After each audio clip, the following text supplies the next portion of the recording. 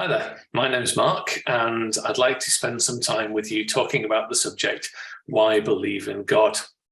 And we're going to do that by thinking about two aspects. First of all, the world in which we live, the universe, and where it came from, why it's here. And secondly, human beings, what makes them unique, the human experience, and why that might be the way that it is. And we're going to be looking for the best explanation for those things. Believing in God is not like believing in chairs. We can't see God, we can't touch him in that sense. And yet there is strong evidence. So we can't do an experiment that would prove that God exists experimentally, just as we can't do an experiment to prove that God doesn't exist.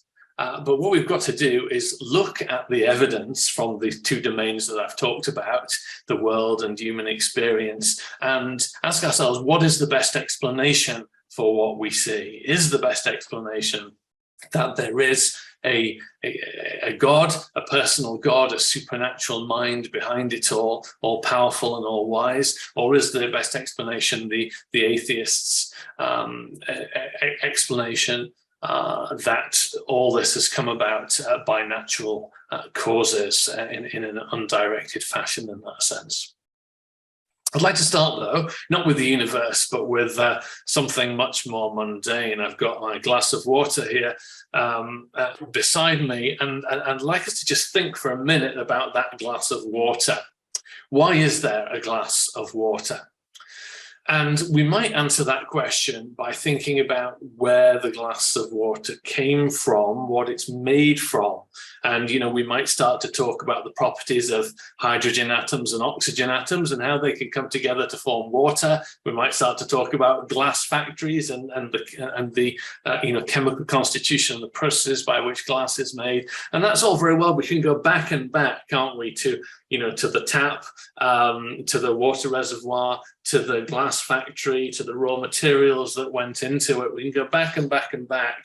But really, that's only one way of answering the question, why is there a glass of water? It's not just about where the constituent parts came from. There's actually a more interesting answer, which is an answer about who put the glass of water there. It's an answer about agency, not just the what, but the whom, the agency. And the reason why there's a glass of water, it could be because someone brought it to me and put it there, or because I got it myself, because I thought I might have a coughing fit in the middle of giving this talk, or whatever the case might be. So the who question, there's that, isn't there? But even that isn't enough. There's a deeper question, which is the why question. And really the why is, well, I've kind of already answered it. It's not just about I put it there or my sister put it there or whatever. It's about why it was done, because I didn't want to have a cough or because I was thirsty. Now, we can ask those questions about a glass of water, but we can ask exactly the same questions about the universe, about the world in which we live, about the earth. I think what we wouldn't accept about the glass of water is that it just happened. It spontaneously appeared out of nowhere, out of nothing, for no reason. And if we wouldn't accept that about the glass of water, it's kind of hard to accept it about the universe, isn't it? And why is that? It's because we know that the world works on the basis of cause and effect. If things aren't intrinsically required to be there, if they don't have an explanation of their existence in themselves, if they don't necessarily exist, as a philosopher might say, then they must have an external cause. And in fact, the whole of science proceeds on that basis, doesn't it? That any effect that you see can be traced back to a cause, and we can do that in a logical and systematic way. Systems aren't just randomly constituted, just popping into existence. And there's not much more complex a system than the entire universe that you could think of, is there, to do that. So if we wouldn't accept that the glass of water just happened or came out of nothing, out of nowhere, for no reason, by no one, then what about the universe? And in fact, this is one of the famous arguments for the existence of God, and it goes by the rather mouthful of a name, the cosmological argument. But what it basically says is that everything that begins to exist has a cause. And if that weren't the case, you couldn't do science, could you? If you couldn't reason from effects to causes, then in a systematic way, then science would be impossible. So everything that begins to exist has a cause. The universe began to exist, therefore the universe has a cause. So it's entirely logical, isn't it? It follows. So you can't have a universe out of nothing, or can you? Well, some have tried to argue that you can, but I think when people try to do that, and of course scientists, there's a certain branch of philosophical science that does that, and in terms of explaining the Big Bang, I think what happens in some way in those attempts is that what we're doing, we find ourselves in an attempt to redefine what nothing means. That, oh, well, actually, it's not nothing, there's something. But all you do there is you push the problem one stage further back, don't you? Because you say, well, there's the universe, and there were some preconditions in a way like a preverse, a preverse before the universe. But you haven't really answered the question of why the universe then, or what caused the universe, because you said, oh, well, there's this preverse, these preconditions, and what caused the preverse? What caused those conditions? And you can be locked into this infinite regress of going back and back, looking for causes, but never finding the beginning. And this has been called the issue of turtles all the way down. Like, what's the Earth stood on? Oh, on the back of a turtle. What's that turtle stood on? Oh, the back of another turtle. And you just go on and on with turtles to infinity. Well, of course, it makes no sense, and it doesn't make sense with the universe either. Some have suggested that the universe must necessarily have come into existence because there was some force or law that required it. But again, you would have to ask the question of why was that force? Why did those laws exist? Who was the lawmaker? Because a law of itself doesn't explain something, does it? So there are rules or laws of chess, if you like, and we know what the rules of chess are. The rook moves this way and the bishop moves that way, but the laws of chess don't create the game of chess, do they? You need something outside of chess and outside of its laws in order to create the game of chess. And of course, a mind did that. So Julie Andrews actually put it rather well when she said those famous words in The Sound of Music: "Nothing comes from nothing, nothing ever could." So it's really very difficult to argue that the universe can just come from nothing, just as it is to argue that my glass of water did. In fact, it must be materially harder to do that, mustn't it? Now, there might be an objection at this point, and it's a popular one that's raised that says, well, what about God? What caused God then? And the answer is that God, the very definition of God, is that he is causeless, that he is outside of these rules of nature, of matter, of the material. He is outside time and space. And you notice that the definition of the cosmological argument was everything that begins to exist has a cause. God didn't begin to exist.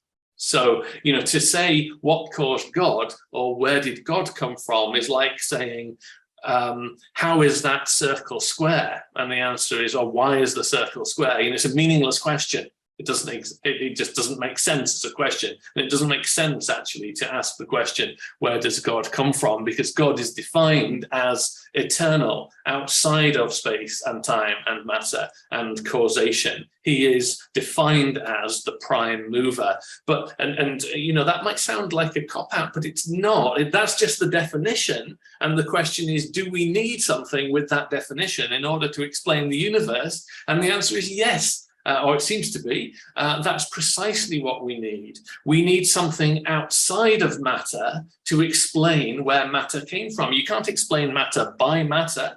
You can't explain natural processes by natural processes, or time by time. So we need a being who is outside of space and time and matter, who transcends those things, something who is, or someone or something that is supernatural.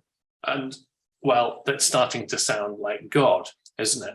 And in fact, when we ask ourselves then, so if we need a cause for the universe, what type of cause would that be? Well, it seems that we need a cause that has the attributes of mind. And why do we say that? Because if you have something which is systematic and intricate and intelligible, then it likely has a designer. So, you know, we know the difference between a rubbish dump and an amazingly designed building like the Taj Mahal or something. And the difference is the amazing building has a designer. You know, we know the difference between good design and a pile of junk. And when we look at the universe, what do we see? We see something of incredible intricacy and beauty, something that is just so, a kind of a Goldilocks universe and a Goldilocks planet Earth, whereby if any of the parameters or constants that govern it were adjusted by the tiniest bit, the whole thing couldn't exist, couldn't operate as it does, would be unstable, would never have come about in the first place. So the world, with all its beauty, whether we look at the micro or the macro level, has the shape of something which is supremely designed, and something which is designed needs a designer.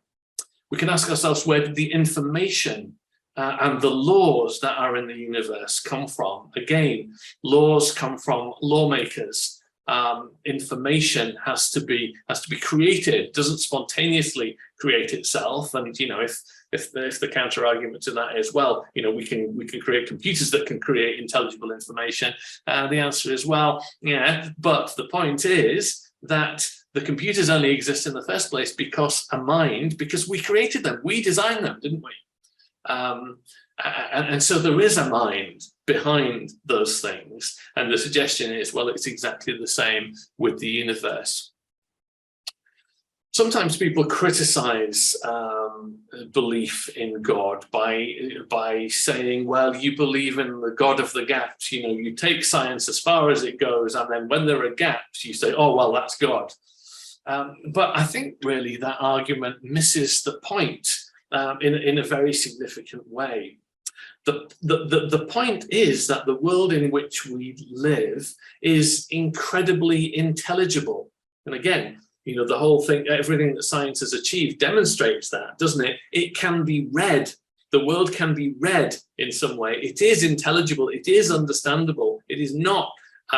It is not random. It is principled. It is structured. And things that are intelligible require an intelligence to create them. You know, we know the difference between a gobbledygook and, you know, the works of Shakespeare. So the question is, what intelligence then would have brought this incredibly intelligible, readable universe into existence? Is it good enough to say, oh, well, it just happened. We were just incredibly lucky. That's the alternative. I'd like to shift now then into the second part, where we have a think about human beings. And in a way, we're the biggest miracle of all in terms of what there is to be observed within the universe. And I suppose it feels a little bit egotistical, doesn't it, to think like that? But I think there's a good basis for it. So, you know, there are more connections between the neurons in a single human brain than there are stars in the galaxy. It's the human mind, really, with all its potential for creativity, for aesthetics, for creating and appreciating beauty, the potential for spirituality, for emotions, for personhood, for consciousness, for relationships. These are the things that make us human and which distinguish us from the animals. And I think there's a lot of time spent saying about how much we're like the animals. And of course, that's an important part of the evolutionary narrative, isn't it? For under that paradigm, that that we're all taught about in school, that evolutionary model, that theory. But really, what's interesting about human beings is what we do that is different to the animals. That's what's really interesting, isn't it? It's our lower functions that we have in common with the animals, not our higher ones. So, if we were to compare the literature of humans with the literature of dogs, we would find there's quite a difference. Well, in fact, there isn't a literature of dogs, of course, is there? The very notion is a foolish one. So the question is that just a lucky accident that we have all these incredible abilities that that come from our minds, and that we should just reduce them to electrical impulses in the brain, and to make our minds just be brains that just got lucky in this evolutionary story? Is it just an accident in that sense, or are our minds and these incredible abilities we have, are they a reflection of our maker, of the super mind, the supernatural mind that created us all? Because that's what the Bible says, isn't it? That's the narrative in the Bible, that it is no accident that we can do all those amazing things, that we can do them because we are in some measure in the image of God. And I want to move on from that then to consider some particular aspects of human experience. And one is this longing for something beyond ourselves, for the transcendent. Or we might say that the seeming need of human beings for religion. Transcendence is, that longing for transcendence is part of that. So, although the atheist or agnostic narrative is a very strong one in parts of the Western world. In fact, if we look across global populations, there are about 2 billion Christians, 1 billion Muslims, 1 billion Hindus, and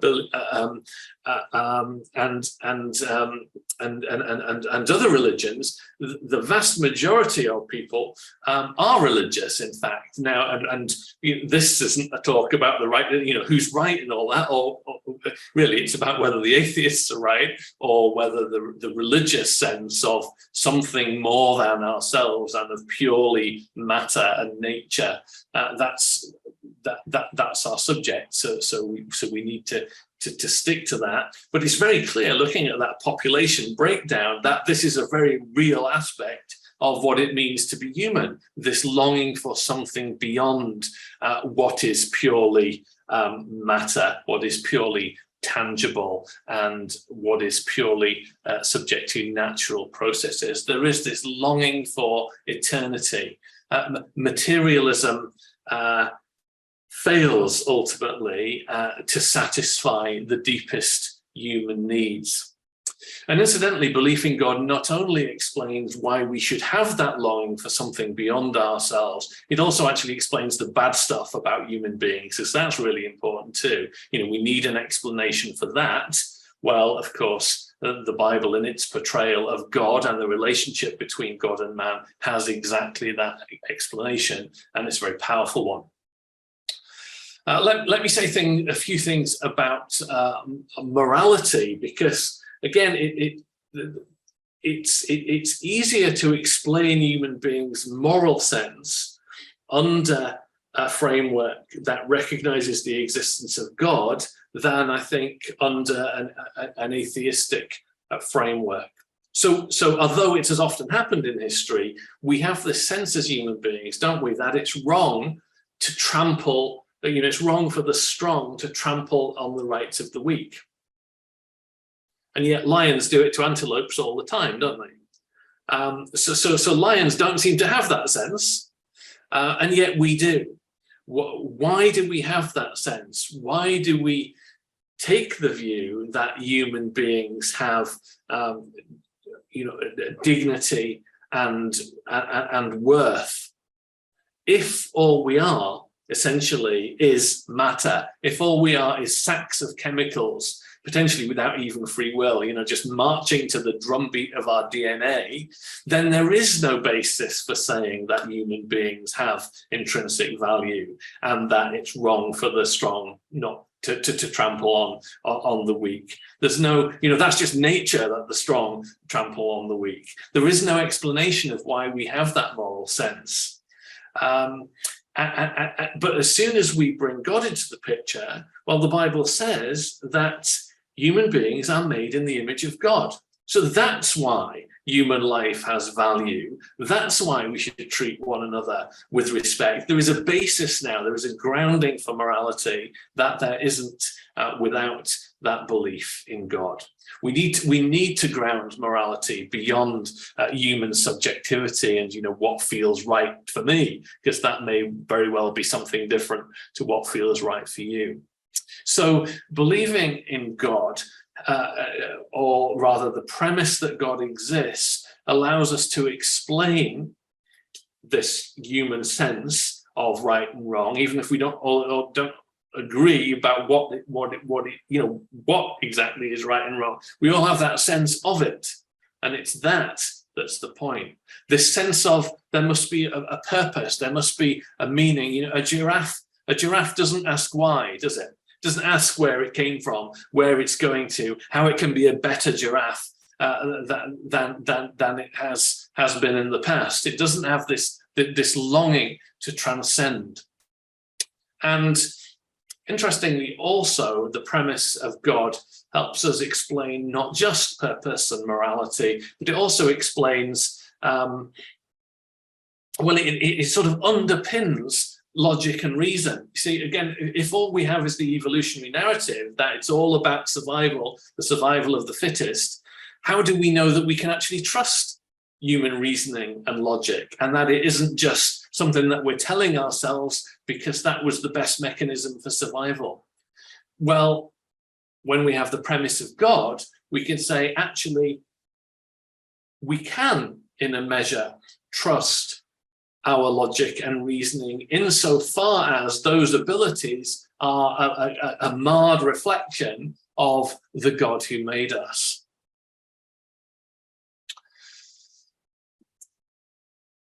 I'd like us to think for a minute about four things that are really important to human beings. And one of them is a sense of identity. Who am I?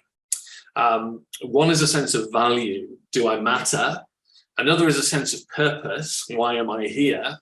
And another is agency. Can I make a difference? Now, if you believe in God, or under the premise of God, there is a compelling answer to all of those things.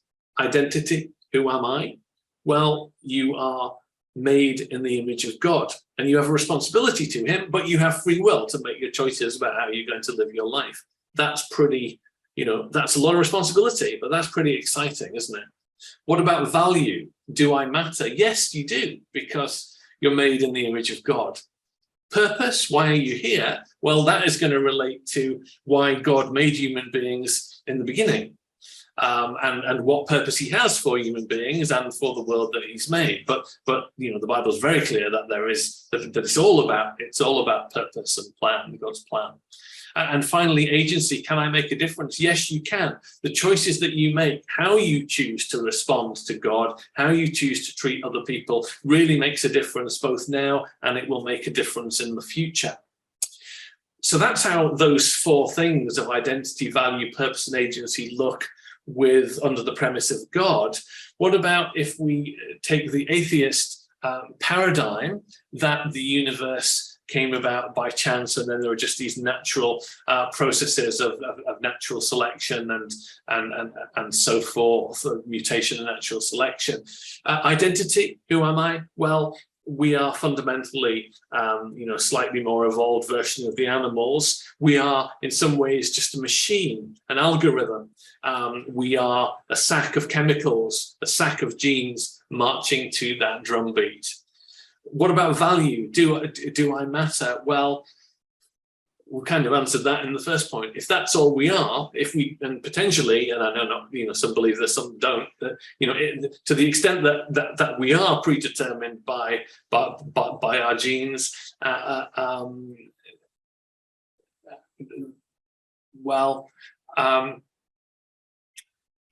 we just have those, and if the key thing about us is that human DNA is not very different to mouse DNA or whatever, then it's hard really to see so much value there, isn't it? What about purpose? Why am I here? Well, because of a lucky accident, effectively, there is nothing that we are called or meant to be. And that then has the possibility of leading to a kind of nihilistic lifestyle, doesn't it? And a sense of despair, potentially, existential despair. And then agency. Can I make a difference? Well, again, if all we are is lumbering biological robots, then the answer would be not very much, I suppose. So if atheism is true, then everything has come about as a consequence of chance. There is no real meaning. There is nothing beyond stuff and matter and natural processes, and it all ultimately ends in death, in our death, our friend's death, our family's death, and ultimately the death of all things when the sun runs out of energy. It's pretty, it's not inspiring, is it? That narrative. Well, I'd like to draw things to a conclusion, and I'd like to do that by kind of turning the argument on its head, really, and I'd like us now for a minute to assume that the God of the Bible exists, and say, well, what kind of a world would we expect if that were the case? So the Bible describes a God who is this supernatural, all-powerful, all-wise, eternal God, just yet merciful, infinitely creative and artistic, all-powerful, moral, supremely loving, who wants worship, but also a relationship with us. But he's not going to force that on us. He gives us the free will to choose. A God who seeks harmony and reconciliation with us when we do things which are wrong.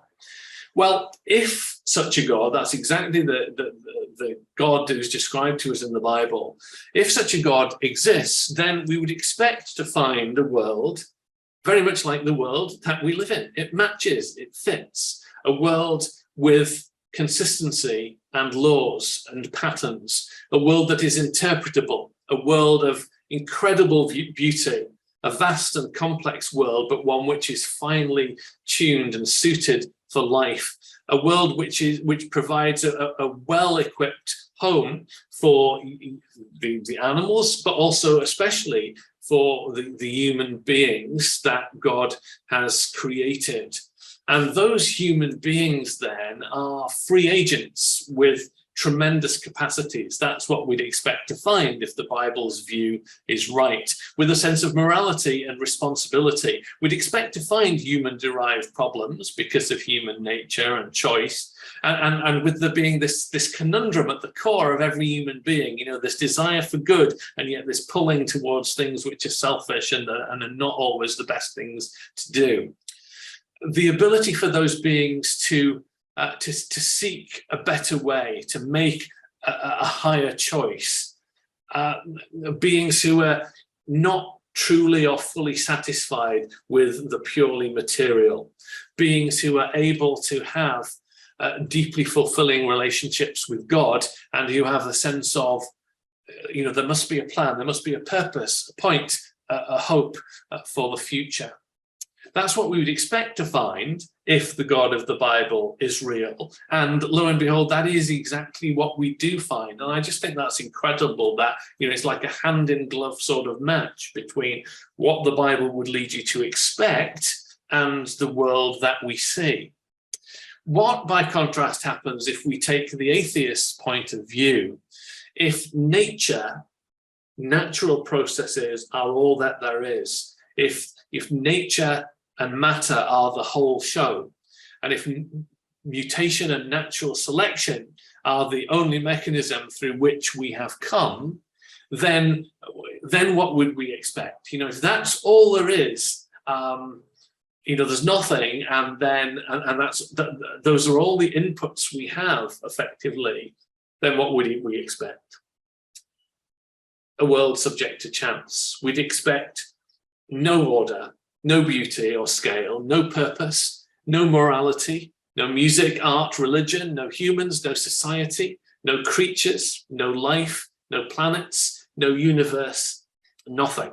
That's what we'd expect if that's all that there is.